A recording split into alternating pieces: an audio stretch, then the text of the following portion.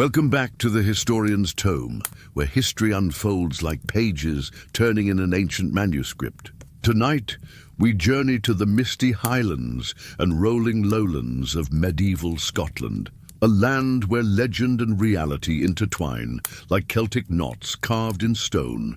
As you settle into your bed tonight, let your mind wander northward beyond Hadrian's Wall, to a realm of fierce warriors, noble kings, and ancient castles perched on windswept cliffs. Close your eyes and imagine the sound of bagpipes echoing across purple heather, the crackle of peat fires in stone hearths, and the whispered stories passed down through generations of Highland clans. Tonight's tale spans nearly 1,000 years, from the emergence of the Scottish kingdom in the early medieval period to the dawn of the Renaissance. It's a story of unity forged from diversity, of a people who defended their independence against all odds, and of a culture that would eventually spread across the globe. So pull your blankets close, let your breathing slow, and prepare to drift through the centuries as we explore the entire history of medieval Scotland. In the mists of early medieval Scotland, 4 distinct peoples shared the lands north of Hadrian's Wall, each contributing threads to the tapestry that would become the Scottish nation. Picture, if you will, the rolling hills of the borders, the ancient forests of the Central Belt, and the dramatic highlands stretching toward the northern seas. The Picts occupied the northern and eastern regions. Their name derived from the Latin picti, meaning painted ones. These mysterious people left behind intricate symbol stones that still dot the Scottish landscape today. Imagine walking through a Pictish settlement at dawn. Smoke rising from roundhouses, the sound of hammers on anvils as craftsmen worked silver and bronze into beautiful torques and brooches. The Picts were skilled warriors and artists, their culture stretching back into the Iron Age, speaking a Celtic language that has since vanished into history's embrace. To the west and southwest lived the Gaels, or Scots, who had migrated from Ireland centuries earlier. They brought with them their Gaelic language, their laws, and their stories of heroes like Finn MacCool. The kingdom of Dalriata, centered in what is now Argyll, served as their stronghold. Picture longboats crossing the narrow seas between Ireland and Scotland, carrying families, livestock, and the cultural treasures of the Gaelic world. In the southern regions dwelt the Britons, Celtic peoples who shared linguistic and cultural ties with their cousins in Wales and Cornwall. Their kingdoms of Reged, Strathclyde, and others controlled the fertile lands between the Forth and the Solway. And finally, the Angles, Germanic settlers who had established the kingdom of Northumbria, pushed northward into the Scottish lowlands, bringing their own language and customs. The transformation of this divided land into a unified Scotland began in the early 9th century with a king whose name would echo through the ages, Kenneth MacAlpin. Around 843 CE, this remarkable ruler achieved what many thought impossible. He became king of both the Picts and the Scots, uniting 2 of Scotland's major peoples under a single crown. Imagine the scene at Scone, the ancient ceremonial centre where Scottish kings would be crowned for centuries to come. Kenneth sits upon the Stone of Destiny, that mystical block of sandstone said to cry out when touched by the rightful king of Scotland. Around him gather the nobles of 2 peoples, their differences set aside in the face of common threats from Viking raiders and Northumbrian armies. The process of unification was neither swift nor simple. It took generations for the Pictish identity to merge with the Gaelic, for customs to blend and languages to influence one another. But Kenneth's achievement laid the foundation for what would become the Kingdom of Alba, Scotland. As the 9th century progressed, this new kingdom faced its greatest challenge from the sea. Viking longships appeared on the horizon with increasing frequency, their crews seeking plunder and land. The Western Isles, the Shetlands and Orkney fell under Norse control, while coastal communities lived in constant fear of the dragon-prowed vessels that could appear without warning. Yet these challenges also forged the emerging Scottish identity. Picture a Highland village preparing for a Viking raid. Men sharpening their swords and spears. Women hiding valuables and preparing to defend their homes. Children learning the songs and stories that would preserve their culture through the dark times ahead. It was in these moments of crisis that the diverse peoples of Scotland began to see themselves as one. The Celtic Christian Church played a crucial role in this unification. Monasteries like those on Iona and at St. Andrews served not only as centres of worship and learning, but as symbols of Scottish independence from both Norse paganism and Anglo-Saxon Christianity. The illuminated manuscripts created in these scriptoriums, with their intricate Celtic knotwork and vibrant colours, were more than works of art. They were declarations of cultural identity. As you drift towards sleep, imagine yourself walking through this early medieval landscape. The morning mist clings to ancient stone circles, remnants of an even more distant past. Shepherds drive their flocks across hillsides dotted with the ruins of Pictish forts. In the valleys, the first stone castles begin to rise, replacing the wooden halls of earlier kings. This was Scotland in its infancy, a land where four peoples were becoming one, where Christianity was taking root in pagan soil, where the foundations of a nation were being laid stone by stone, story by story, generation by generation. As the first millennium drew to a close, the kingdom of Alba was taking shape under the descendants of Kenneth MacAlpin. The royal bloodline that would be known as the House of Alpin ruled from their strongholds, slowly expanding their control and influence across the Scottish lands.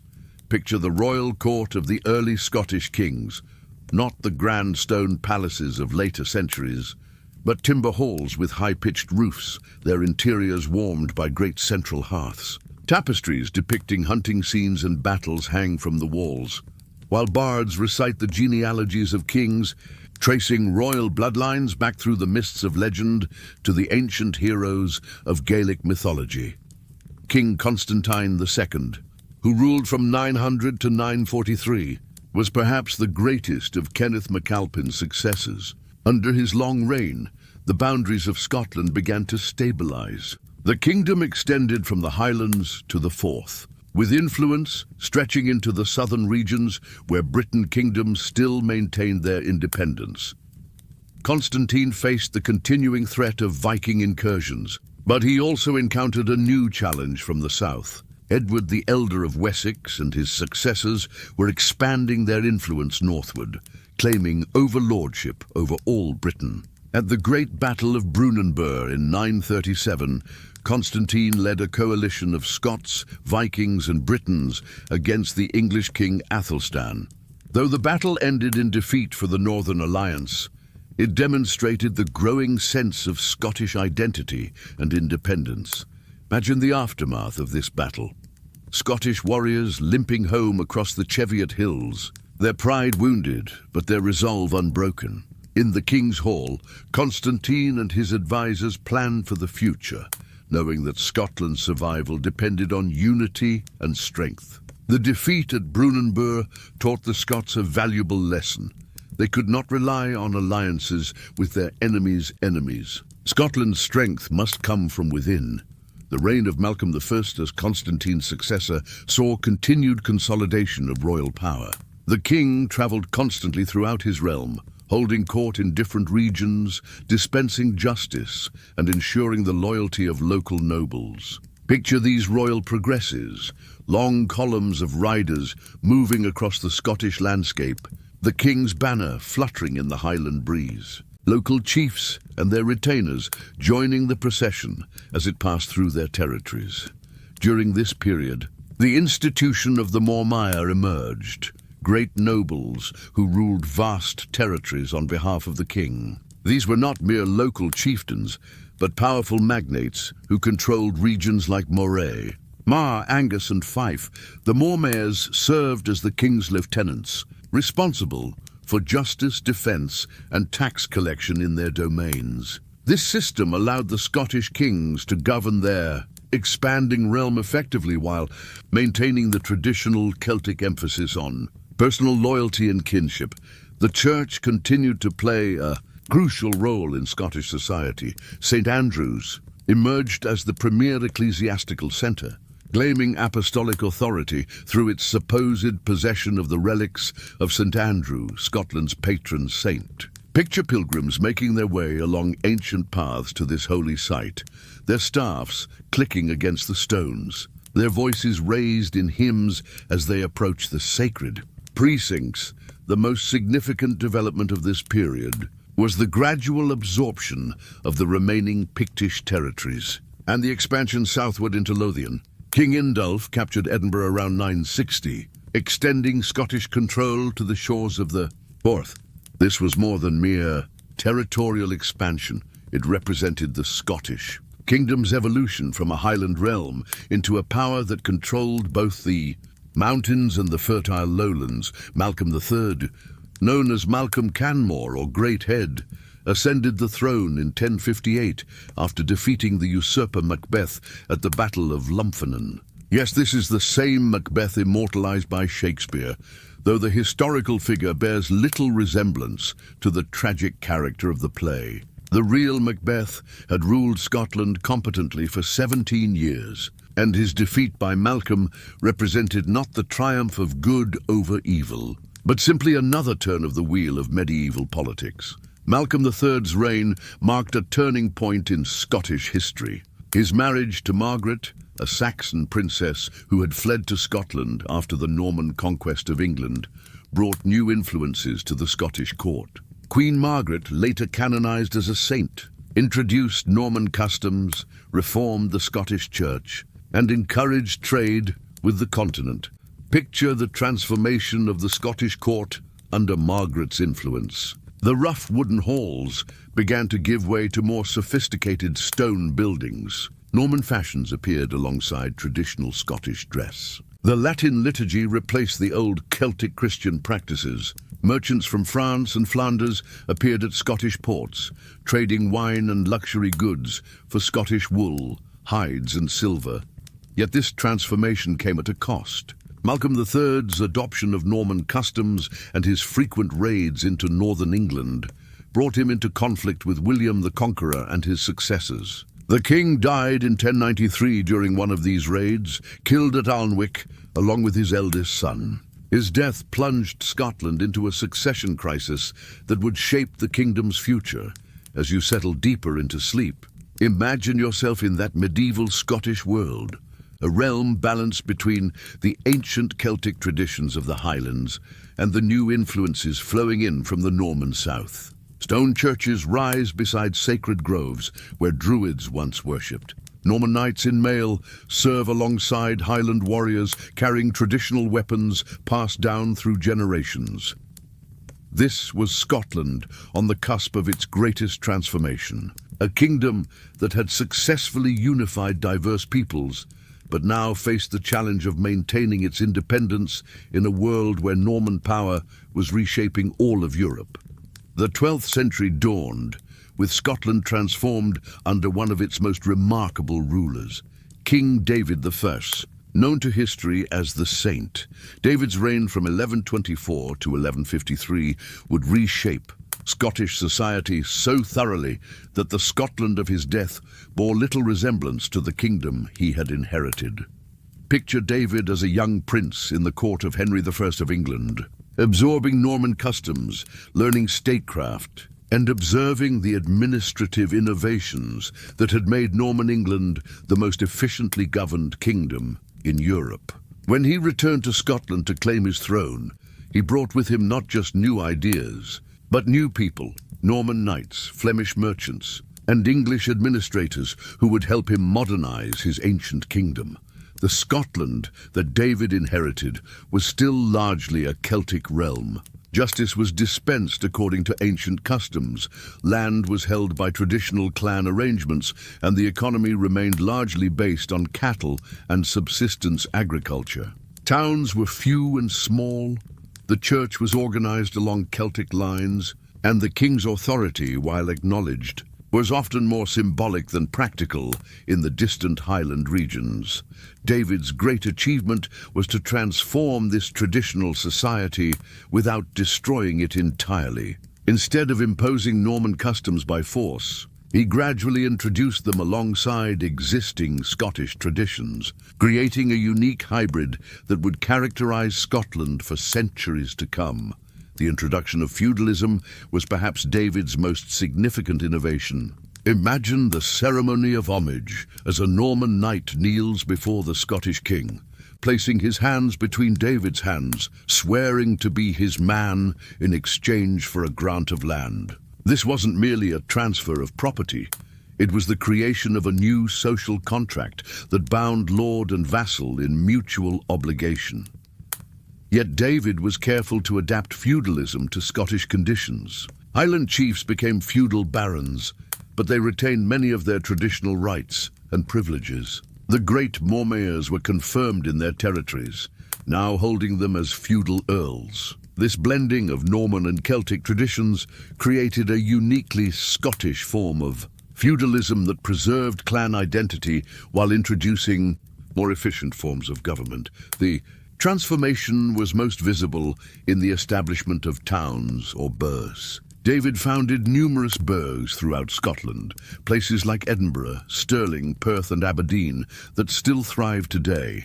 Picture these early burghs, planned settlements laid out with broad main streets, wooden houses with thatched roofs, marketplaces where merchants displayed their wares on wooden trestles. These burghs were more than commercial centres. They were agents of modernization. David granted them charters that guaranteed certain rights and privileges: the right to hold markets, to elect their own officials, to govern themselves according to burgh law rather than traditional Celtic custom. Flemish weavers, French merchants and English craftsmen settled in these burghs, bringing new skills and technologies. The sound of hammers on anvils rang out from new workshops as blacksmiths, goldsmiths and other craftsmen established their trades. The aroma of fresh bread drifted from bakeries, while the calls of merchants hawking their wares echoed through the streets. Money, silver pennies minted in the king's name, began to circulate more widely, gradually replacing the barter system that had dominated the Scottish economy.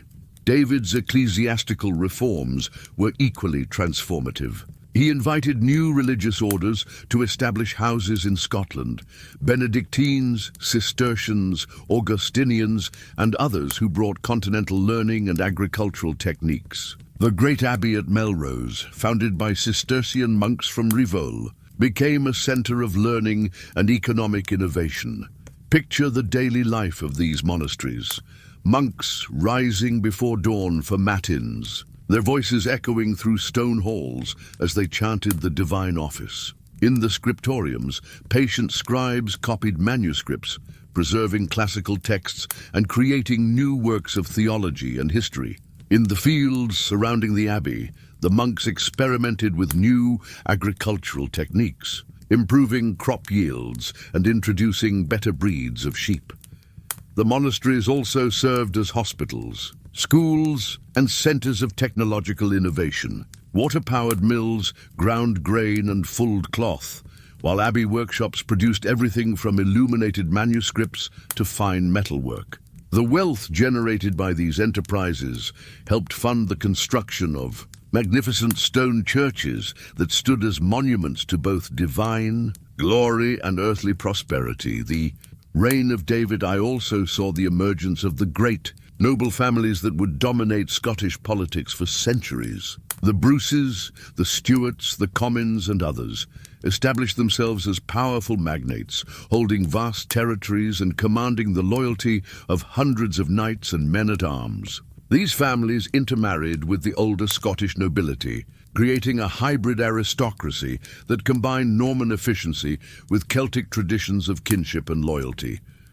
Yet not all of Scotland embraced these changes willingly. In the Western Highlands and the northern regions, traditional clan society persisted largely unchanged. Here Gaelic remained the dominant language. Ancient laws still governed daily life, and the authority of distant kings was acknowledged more in theory than in practice. This cultural divide would prove significant in later centuries, but during David's reign, it was managed through careful diplomacy and strategic marriages. The king understood that Scotland's strength lay not in uniformity, but in the successful integration of its diverse peoples and traditions.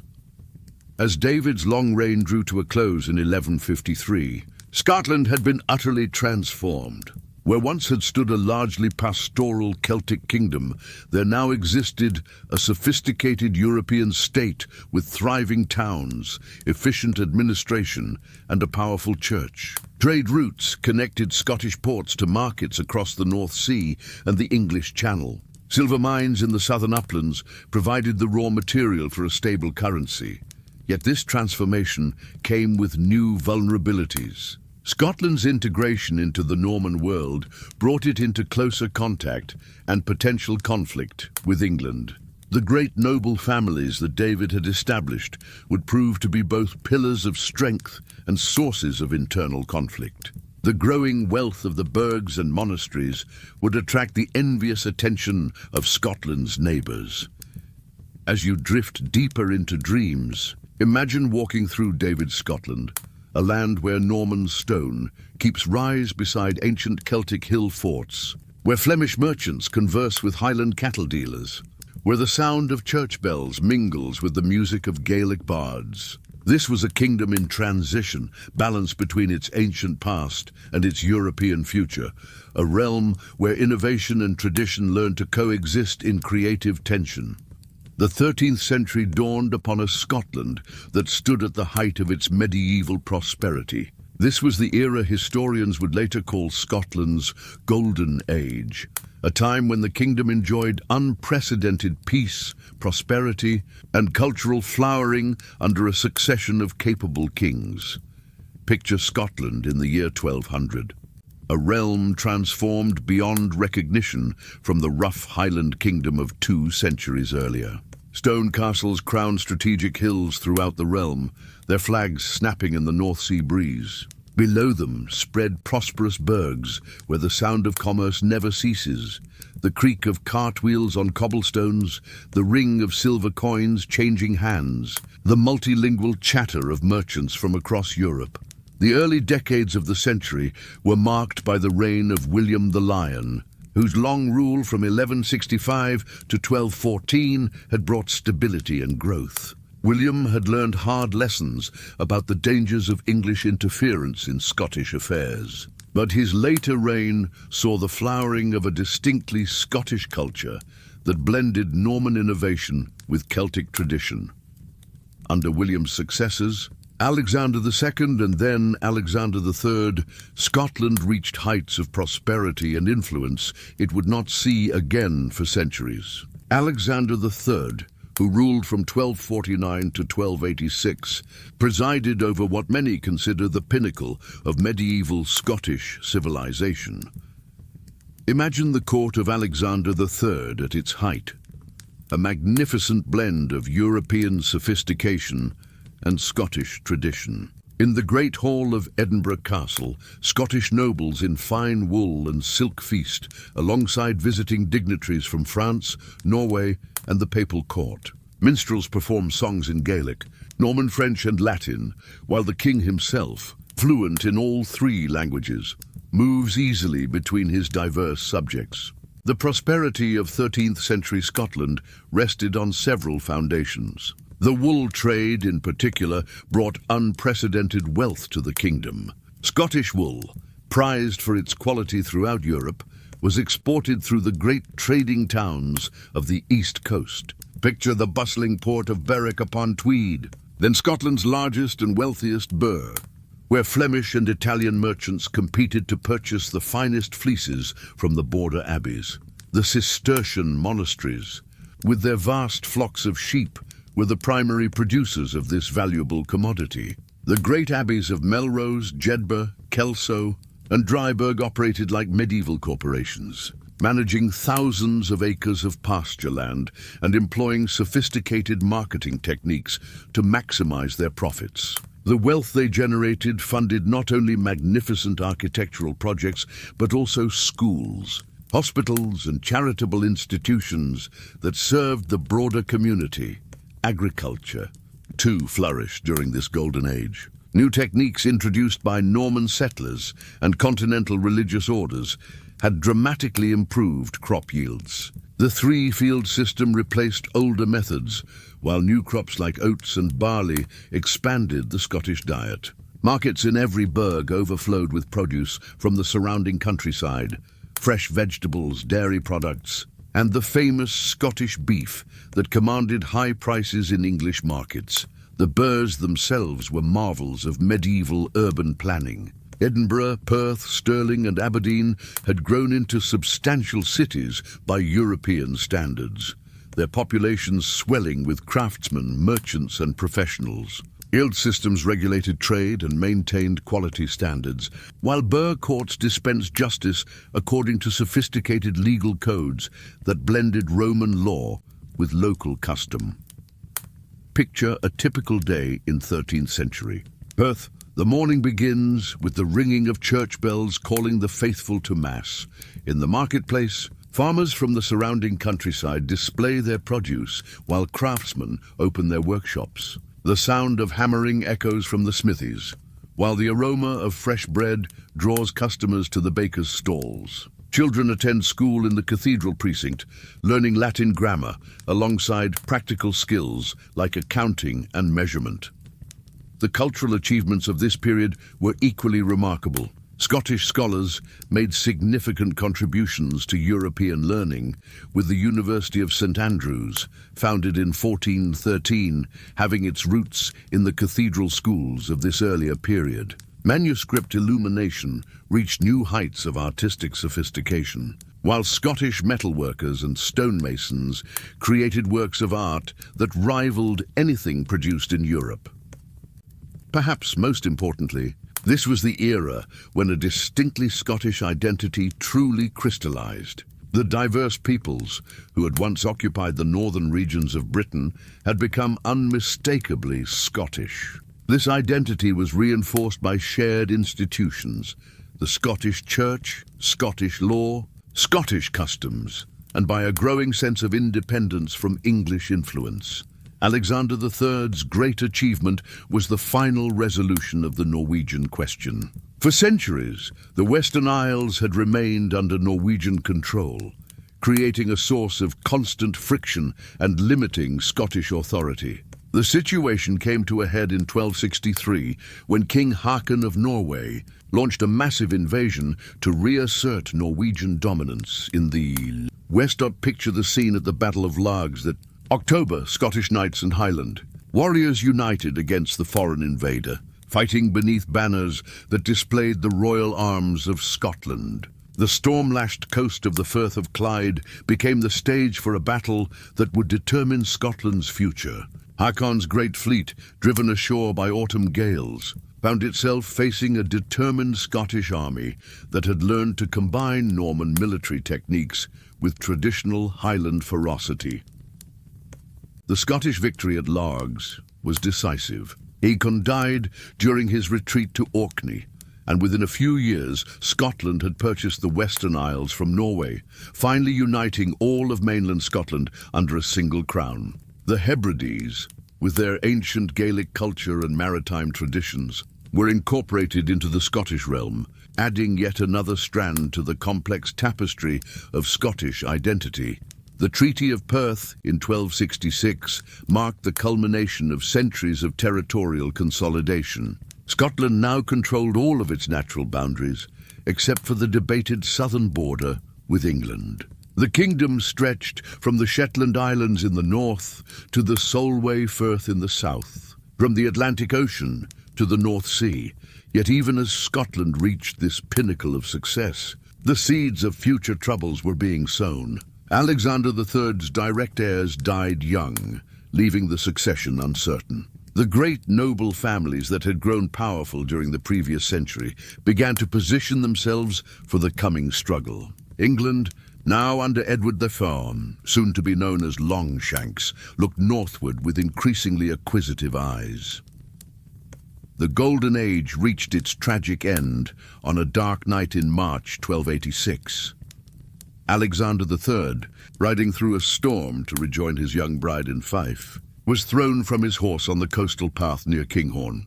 His death left Scotland with a child queen, his granddaughter Margaret, the Maid of Norway, and a power vacuum that would soon be filled by civil war and foreign intervention. As you drift towards sleep, imagine that last moment of the Golden Age, a Scotland at peace with itself and its neighbours, prosperous and confident, unified and strong. Picture the lights of Edinburgh Castle glowing through the March darkness, unaware that with the king's death, an era was ending and a new, more turbulent chapter in Scottish history was about to begin. The death of Alexander III in 1286 marked the end of Scotland's Golden Age and the beginning of its greatest trial. Within a few years, the prosperous, peaceful kingdom would be plunged into decades of warfare that would test the very foundations of Scottish independence and forge a national identity that endures to this day. The succession crisis began innocently enough. Alexander's heir was his granddaughter Margaret, a child of 3 living in Norway. Scotland's great nobles accepted her claim and made careful arrangements for her return and eventual rule. But in 1290, during the voyage to Scotland, the 7-year-old Maid of Norway died, leaving the throne vacant and multiple claimants pressing their rights. Picture the Great Assembly at Norham in 1291, where the most powerful men in Scotland gathered to resolve the succession. 2 main claimants emerged, John Balliol and Robert Bruce the Elder, both descended from King David I. Unable to agree among themselves, the Scottish nobles made what seemed a reasonable decision. They asked Edward the Brune of England to arbitrate between the rival claims. Edward agreed, but at a price. He demanded recognition as overlord of Scotland, claiming that all Scottish kings owed him homage and fealty. Faced with the prospect of civil war, the Scottish nobles reluctantly agreed, and Edward awarded the crown to John Balliol, whom he believed would be easier to control. King John's reign was doomed from the start. Mocked by his enemies as Tomb Tabard, the empty coat, for his subservience to Edward, John found himself caught between Scottish national pride and English demands for submission. When Edward ordered John to provide troops for English wars in France, the Scottish nobility rebelled, deposing their puppet king and forming a governing council that allied with France against England. Edward's response was swift and brutal. In 1296, he invaded Scotland with overwhelming force, beginning what the English called the Pacification, but the Scots remembered as the beginning of their War of Independence. The prosperous town of Berwick was sacked with medieval ruthlessness. Imagine the screams echoing through smoke-filled streets as England's most efficient military machine ground Scottish resistance into the dust. The speed of Scottish collapse was shocking. Within months, Edward had conquered the kingdom, removed a stone of destiny to Westminster Abbey, and reduced Scotland to the status of an English province. At Montrose, John Balliol formally abdicated, his royal arms torn from his surcoat in a ceremony designed to humiliate both king and kingdom. Yet from this darkest hour emerged the heroes whose names would echo through Scottish history. In 1297, a minor noble from Renfrewshire named William Wallace began the resistance that would ignite Scottish hearts for generations to come. Picture Wallace as he truly was, not the Hollywood hero of later imagination, but a younger son of a minor landowning family, educated, multilingual, and burning with righteous anger at the English occupation of his homeland. When his father and elder brother were killed by English officials, Wallace chose the path of resistance that would make his name immortal. The rebellion began with small acts of defiance. English tax collectors found dead by roadsides, Supply convoys ambushed, isolated garrisons overwhelmed. But Wallace possessed something rare in medieval warfare: the ability to inspire common people to fight for an ideal rather than just personal loyalty to a lord. The great moment came at Stirling Bridge in September 1297. An English army under the Earl of Surrey approached the narrow bridge across the River Forth, expecting to crush the Scottish rabble with ease. Wallace and his co-commander Andrew Moray waited with disciplined patience, allowing exactly half the English force to cross before launching their attack. Imagine that moment of truth, the thunder of hooves as Scottish cavalry charged into the flanks of the English force. Trapped on the north side of the bridge, the clash of steel on steel, the roar of voices raised in battle cry, the cream of English heavy cavalry, weighed down by armor and trapped on unfavorable ground, was destroyed by an army of Scottish foot. Soldiers fighting with the desperate courage of men defending their homeland. Stirling Bridge was more than a military victory. It was proof that Scotland could still defend itself, that English conquest was not inevitable. Wallace was declared guardian of Scotland, and for almost a year the kingdom was free. But freedom came at a terrible price, and Wallace knew that greater trials lay ahead. Edward returned to Scotland in person in 1298, determined to crush the rebellion once and for all. At Falkirk, Wallace learned the bitter lesson that inspiration alone could not overcome professional military superiority. The English longbowmen and heavy cavalry, fighting on ground of their choosing, destroyed the Scottish army in a battle that demonstrated the limits of popular resistance against feudal military might. Yet even in defeat, Wallace had changed Scotland forever. He had shown that independence was possible, that ordinary Scots would fight and die for their freedom. When he was finally captured and executed in London in 1305, his death only added martyrdom to his legend. The torch of resistance passed to Robert Bruce, grandson of the earlier claimant to the throne. Bruce's path to kingship was neither straightforward nor honourable. It began with the murder of his rival John Comyn in the sanctuary of Greyfriars Church in Dumfries, a sacrilege that brought excommunication but also removed the last obstacle to Bruce's coronation. Picture the scene at Scone in March 1306, as Bruce was hastily crowned by the handful of nobles brave or foolish enough to support his desperate bid for the throne. The ancient ceremony was improvised. The proper regalia was in English hands. The stone of destiny sat in Westminster Abbey, and most of Scotland's great nobles had declared for England. Yet the crown was placed on Bruce's head, and Scotland had a king again. The early years of Bruce's reign were a nightmare of defeat and exile. His wife and daughter were captured, his brothers executed, his supporters scattered. Edward I, the Hammer of the Scots, seemed on the verge of final victory. But Bruce possessed something Wallace had lacked: noble birth and feudal connections that gave him access to resources and international support. The tide began to turn with Edward I's death in 1307. His son, Edward II, lacked both the military skill and political acumen needed to complete his father's conquest. Gradually, Bruce began to recover Scottish strongholds, using guerrilla tactics that avoided the pitched battles where English superiority was overwhelming. The climax came at Bannockburn in June 1314, where Bruce finally risked everything in a great battle for the relief of Stirling Castle. Picture the Scottish army on the morning of battle, men from every corner of the kingdom united under the Saltire banner. Knowing that defeat would mean the end of their independence forever, the battle was a masterpiece of tactical planning and inspirational leadership. Bruce had chosen his ground carefully, protecting his flanks with hidden pits and organizing his forces to maximize their strengths. When the great charge of English heavy cavalry bogged down in the marshy ground, Scottish spearmen pressed forward with disciplined ferocity, turning retreat into rout.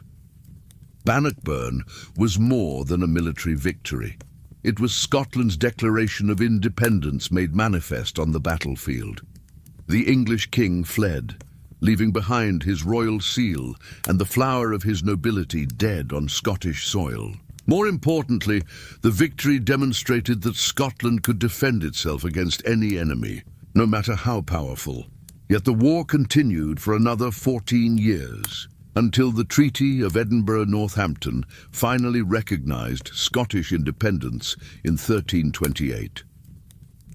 Bruce had lived to see his kingdom's freedom acknowledged by England and the rest of Europe. But he died knowing that independence would require constant vigilance to maintain.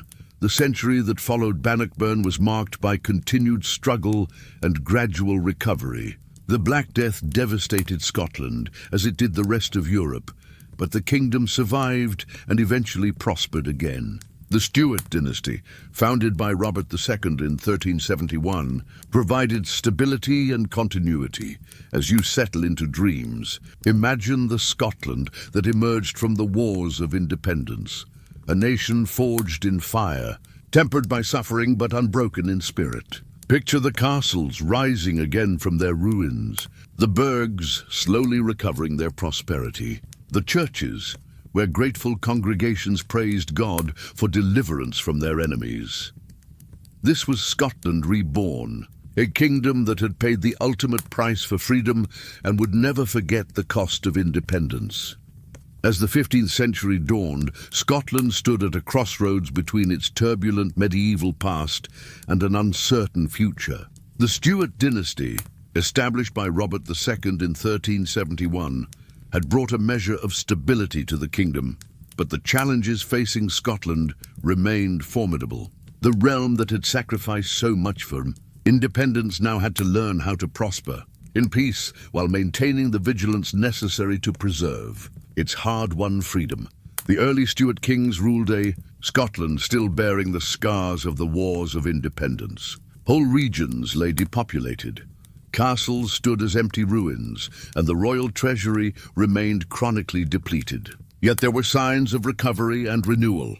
Trade was reviving, particularly with France and the Low Countries. The great abbeys, though never fully recovering their pre-war prosperity, once again became centres of learning and agricultural innovation.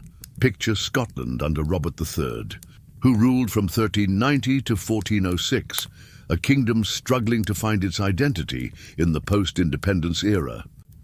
The court moved between Edinburgh, Stirling and Perth, never staying long in one place, a reminder of the peripatetic nature of medieval kingship. Noble families that had grown powerful during the wars now competed for influence in peacetime, their private armies a source of both strength and instability.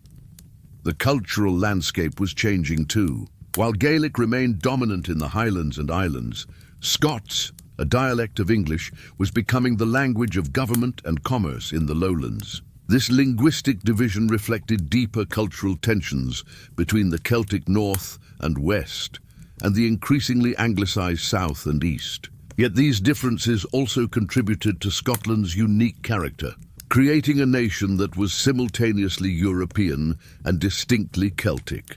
The reign of James I marked a turning point in Stuart fortunes and Scottish governance. Captured as a child by English pirates in 1406, James spent 18 years in England, receiving an education in statecraft that would serve him well when he finally returned to claim his throne in 1424. Picture the Scotland that James found upon his return, a realm that had drifted for nearly 2 decades under regents who were more concerned with their own power than the kingdom's welfare. The great noble families had grown almost independent, ruling their territories like petty kings. The royal finances were in chaos, and the machinery of government had largely broken down. James I brought to his task the energy of a man who had studied effective governance during his English captivity. He had observed the administrative innovations of Henry V and the efficient tax collection systems that funded English military success. More importantly, he had developed a clear vision of what Scotland could become: a centralized kingdom, where royal authority was respected and the rule of law prevailed. The king's efforts to restore royal Authority met fierce resistance from the nobility. The great families who had grown accustomed to acting independently had no desire to submit to effective royal control. James responded with characteristic determination, using a combination of legal proceedings, strategic marriages, and, when necessary, force to bring the magnates to heel. Imagine the dramatic scene at the Black Dinner of 1440 during the minority of James II, when the young Earl of Douglas and his brother were invited to dine with the boy king at Edinburgh Castle. The dinner ended with the Douglas brothers' execution, a brutal reminder that even the most powerful nobles were subject to royal justice. Such events shocked medieval sensibilities, but established important precedents about the limits of noble power. The reigns of James II and James III saw continued efforts to strengthen royal authority while dealing with the persistent problem of overmighty subjects. The Douglases, in particular, posed an almost existential threat to royal power, controlling vast territories in the south and maintaining private armies that rivaled the king's own forces. The final confrontation came during James II's reign, when the king personally stabbed the 8th Earl of Douglas at Stirling Castle in 1452, then threw the body from the castle windows.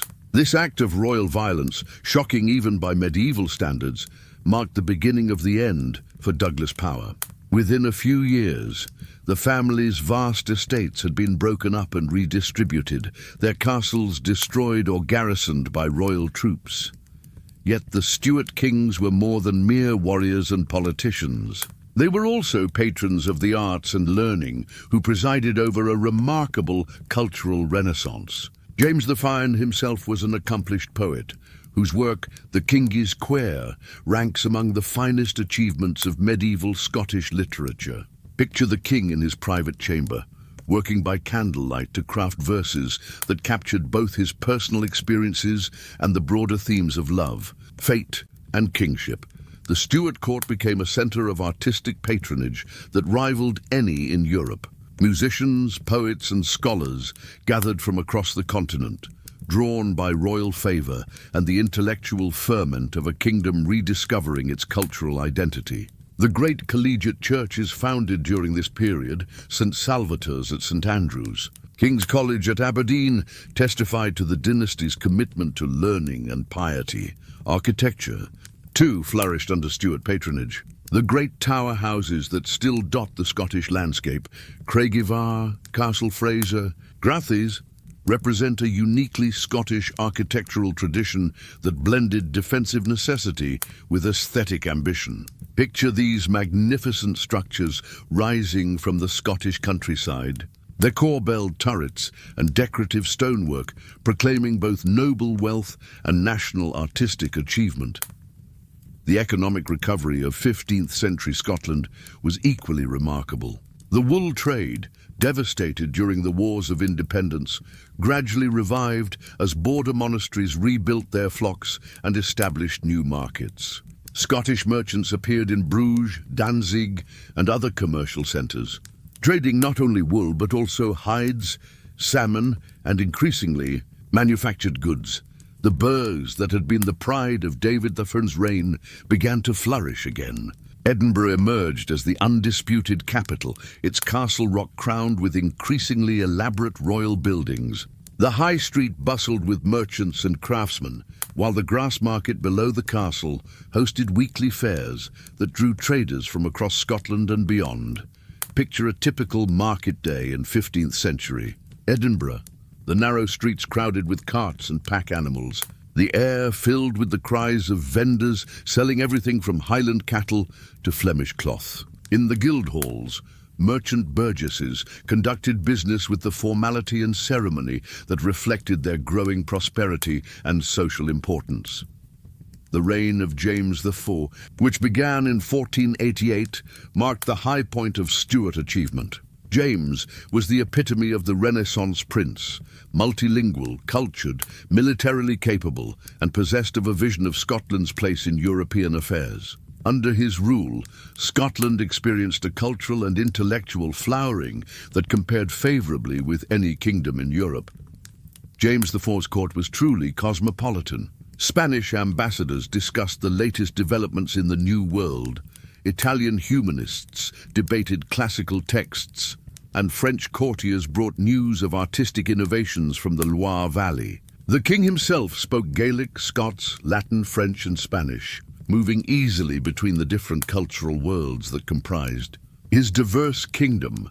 The establishment of the University of Glasgow in 1451 and the University of Aberdeen in 1495 marked important milestones in Scottish intellectual development. These institutions, modelled on continental universities but adapted to Scottish needs, produced the educated clergy and administrators essential for effective governance. Picture the lecture halls, where students from across Scotland and Europe gathered to study theology, law, and the liberal arts, their debates contributing to the intellectual ferment of the Renaissance. Yet even as Scotland flourished culturally and economically, the old tensions with England remained unresolved. The old alliance with France, forged during the Wars of Independence, continued to shape Scottish foreign policy, often bringing the kingdom into conflict with its southern neighbour. James IV's marriage to Margaret Tudor, Henry VIII's sister, was intended to create lasting peace between the kingdoms. But personal and dynastic ambitions proved stronger than matrimonial bonds. The growing power of Renaissance England posed an increasingly serious threat to Scottish independence. Henry VIII's break with Rome and his assumption of supreme authority over the English Church created new sources of tension. Scotland remained Catholic while England became Protestant, adding religious differences to the existing political and cultural divisions. As the 15th century drew to a close, Scotland stood on the threshold of a new era. The medieval world that had shaped the kingdom since its foundation was giving way to new realities, the age of gunpowder, of religious reformation, of centralized nation-states and global exploration. The Scotland that had emerged from the crucible of the wars of independence would soon face challenges that would test its independence and identity in entirely new ways. The disaster at Flodden in 1513, where James IV and the flower of Scottish nobility perished in a catastrophic defeat to English forces, marked the end of medieval Scotland's greatest period of achievement. Yet the kingdom survived this blow as it had survived so many others, adapting and enduring with the resilience that had characterized the Scottish people throughout their long medieval journey. As you drift toward the deepest sleep, imagine the Scotland of 1500, a kingdom that had travelled an extraordinary distance from the rough Highland realm of Kenneth MacAlpin. Picture the great castles and cathedrals that dotted the landscape, the thriving burghs where merchants conducted business with partners across Europe.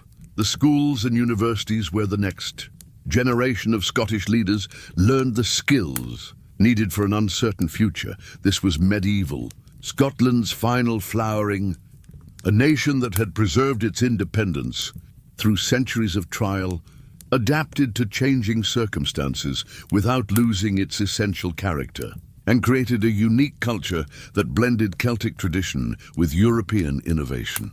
The medieval chapter was ending, but the story of Scotland would continue, shaped forever by the experiences and achievements of these foundational centuries. As our journey through medieval Scotland draws to a close, we find ourselves standing at the threshold between two worlds, the ancient realm of Celtic kings and feudal knights giving way to the modern nation that would soon spread its influence across the globe.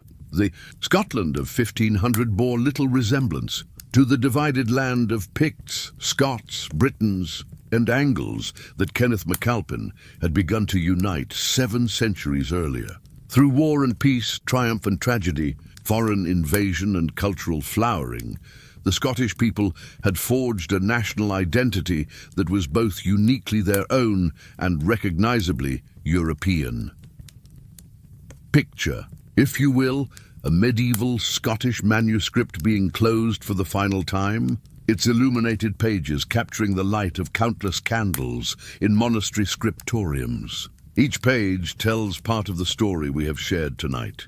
the unification of diverse peoples, the struggle for independence, the flowering of culture and learning, the constant tension between tradition and innovation that defined medieval Scottish life. The legacy of medieval Scotland extends far beyond the borders of that northern kingdom. The administrative innovations of David the Fur, the legal traditions established by the early Stuart kings, the educational foundations laid by the medieval universities, all these would shape not only Scotland's future but also influence the development of democratic institutions around the world, the clan system of the Highlands, the burgh laws of the lowlands, the ecclesiastical organization of the Scottish Church. These medieval institutions would survive, adapt and evolve, carrying the essence of Scottish identity into the modern world. When Scots eventually spread across the globe, they carried with them traditions and values forged during these formative medieval centuries. Most importantly, perhaps, medieval Scotland had established the principle that a small nation could maintain its independence against overwhelming odds, that cultural identity could survive political pressure, and that diversity of peoples and traditions could be a source of strength rather than weakness. The castles still stand on their rocky crags, their stones bearing witness to the struggles and triumphs of a remarkable people.